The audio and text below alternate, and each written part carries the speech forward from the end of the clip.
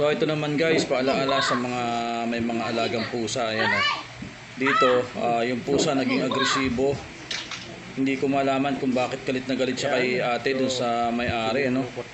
Pilit niyang kinakagat at kung mapapansin nyo guys sa video na to, ang dami ng dugo ni ate sa paa. So nakakatakot, no. Hindi normal kasi sa isang pusa na tao yung kanyang tinitira eh. Pwede pa siguro aso, pero pag tao parang kakaiba. So panoorin natin guys.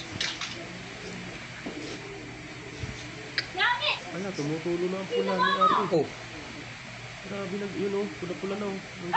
ano nangyari dito sa pusa na to? Bakit parang nasa niba ng masamang espiritu, no? Oh. Grabe tapang ng pusa.